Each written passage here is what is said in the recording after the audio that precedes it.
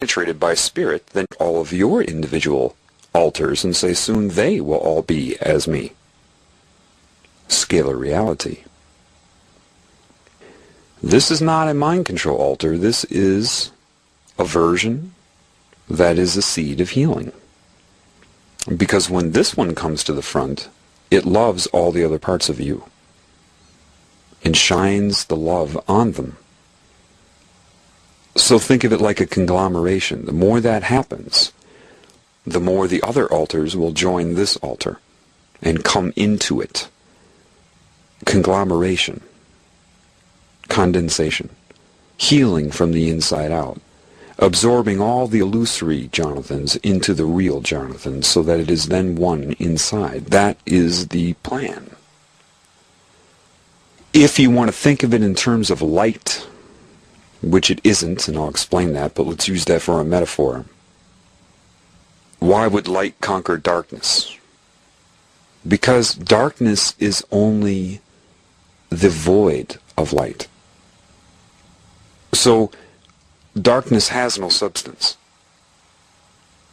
It only exists as a shadow. Think of it like a sun umbrella, the shade.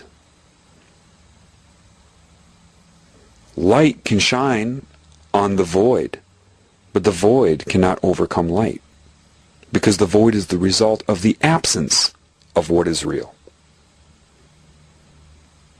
It's said the way they've wired everybody's brains, they've created all these sun umbrellas in your mind, blocking the light. But it's not light, it's love. Light, it's said, to be specific, so you are clear. Light is structure. If you view it as light in your mind, you are then confined to structure. It is not the sun, S-U-N, that's photon light. This is not what it is. Think of it as love, which gives rise to substance. And when they manipulate your mind and create guilt and doubt and shame and fear, those are like umbrellas to the love of spirit. And then you reside in the shadow. The shadow underneath your blockage to the love. That's where these entities reside. Because they're fearful of love, they create these things in your mind and hang on to those. So whatever you hate in yourself, that's under that umbrella, the veil, where the light is not shining. And it said, this is just another way of explaining the same thing I explained to you with the keys to God thing that I talked about in The Healing Begins Now. Going back and loving parts of you that you've been in fear of, or things that you hate about yourself, or that are guilty or shameful, because those are all in the darkness. Those are all in the shadow. So you have to get to a point where you cast no shadow. Not a light shadow, a love shadow. And it was very interesting. It said, actually, you find yourself now dialoguing in your own mind with this, what you call an altar, but it's not really an altar. And if you pay attention, you're always giving yourself advice, because that part of your mind is open to me. And this is why you find yourself giving yourself advice in your own mind. Scalar reality. So that was put in my mind, and then I was shown without words. Incredible, the Spirit. So I'm walking down the trail, and then there they are, a few deer in the field. I'm used to deer accepting my presence and everything. Now this time it was a little different. It's quite overwhelming, actually. I went and then I saw these deer. And so what I did is I sat down. I just sat down cross-legged on the path and was being with them. And my will was on them. But this time, from out of nowhere it seemed, all of these deer, like 10 deer, some big deer, come out of nowhere and all just come come right up to me. And they were kind of antsy, stomping their feet, and challenging me. Looking right at me. And I was kind of outnumbered, okay? I mean, and I sat there, and in that moment I tried to love them. And then the Spirit spoke to me. Jonathan, you're trying to love them. That's not love. What are you going to do in this situation? Remember your lesson. Focus on me.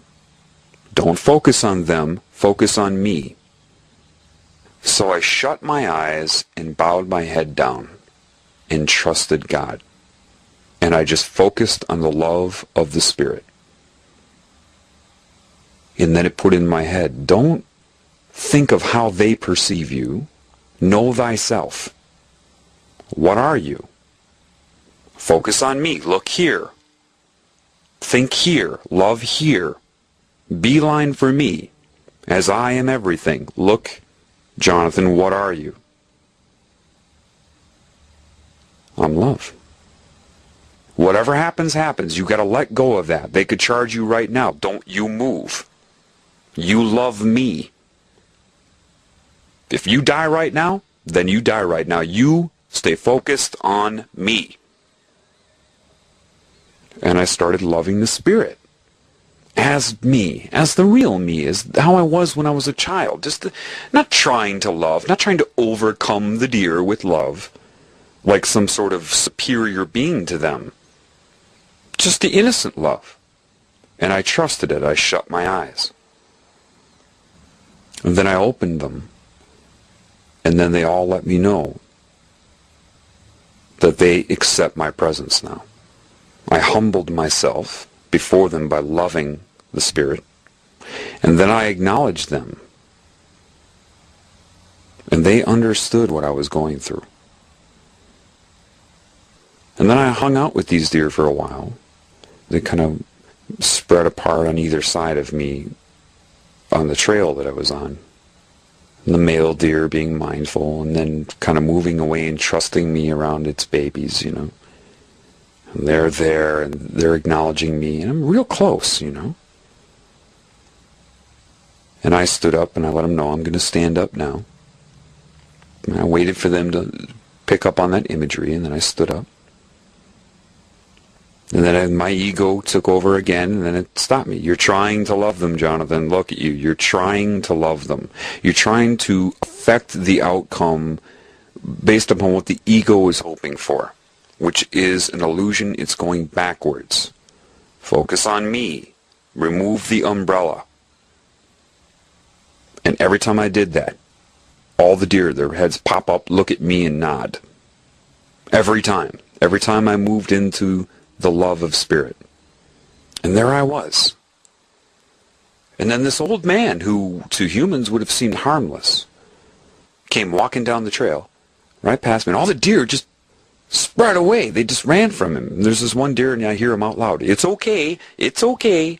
And the deer just took off because of the duplicity he was broadcasting, no matter what his intentions were.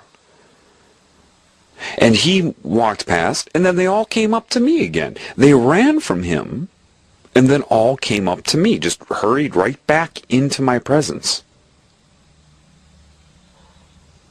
And they knew of the fear, and I let that out there. I let them know, I'm kind of scared. You're all, you're outnumbering me, and they let me know. We know that. And I humbled myself. Before them, I recognized their might and their beauty, and then it beelined. Look at that deer right there, Jonathan. You are no better and no worse. You are 100%